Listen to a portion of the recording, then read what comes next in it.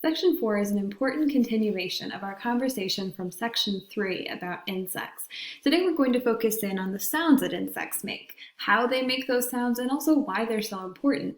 The objectives that go along with Section 4 are to explain how sound is produced and to identify one function that sound serves for many different types of insects.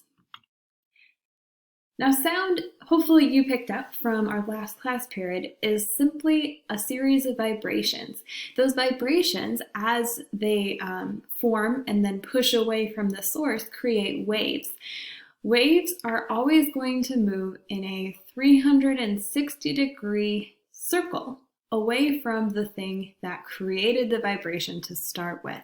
Here's a simple example on my screen. Notice it's not moving in 360 degrees. This sound wave is only bouncing off in one direction, but it shows what happens when a tuning fork, which is just two pieces of metal stationed close to each other, vibrate. As they vibrate, they move through a medium. Now that medium might be a solid, it might be a liquid, or it might be a gas.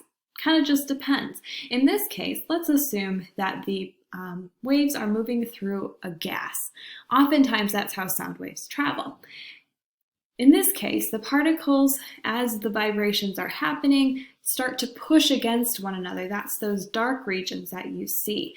And you might notice that if you were to take sound waves, like the sound waves generated in this video that I'm recording right now, and if you were to play them out on an electronic device, they would form waves more like what you see here at the bottom of the screen.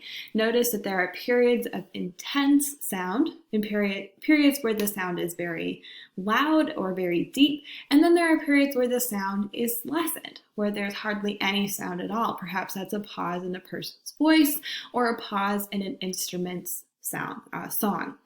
Now, we talked a little bit in the bell ringer for the last class about how sound is produced through waves no matter what you're dealing with. People will often associate a guitar or a violin or even a piano with vibrating strings, and they're correct to do so. But there's a picture on the screen here as well of a saxophone, or the mouthpiece of the saxophone. There's a vibration happening here as well. You notice that on the bottom of the saxophone's mouthpiece, there is a very thin piece of wood called a reed. When a person blows air into their saxophone, into their instrument, that thin reed is going to vibrate back and forth, producing the sound that we hear amplified out of the bell of the instrument. This is how clarinets work as well. Now, this picture that you see here of the tuning fork shows sound waves bouncing off in one direction. If it were a really truly accurate model, it would look more like this. Close your eyes if you are somebody that doesn't like sensory input.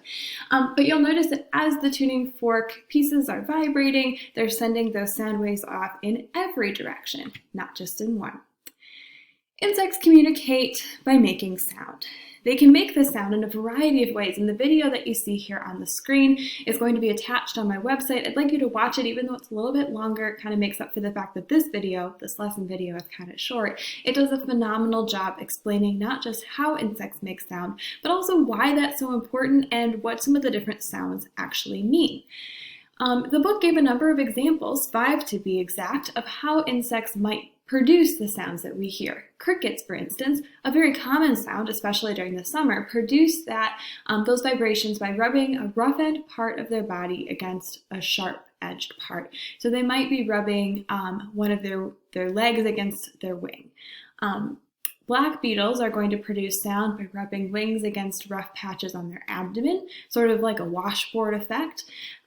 Death watch beetles are going to tap the ground with their heads. I'd imagine that'd get old after a while if you didn't have a head especially adapted for that sort of thing.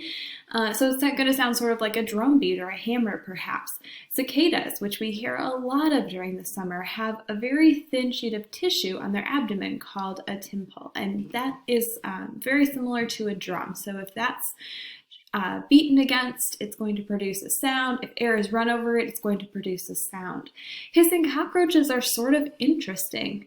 They're sort of gross too, but they're interesting because unlike many other types of insects, they're actually going to produce sound by forcing air out of their bodies.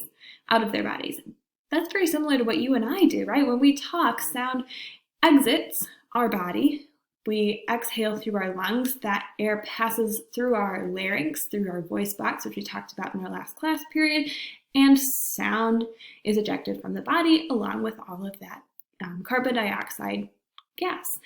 Now, very few insects are going to produce their sound this way, like the way a hissing cockroach does, but it's important to note that it is an option for some insect species.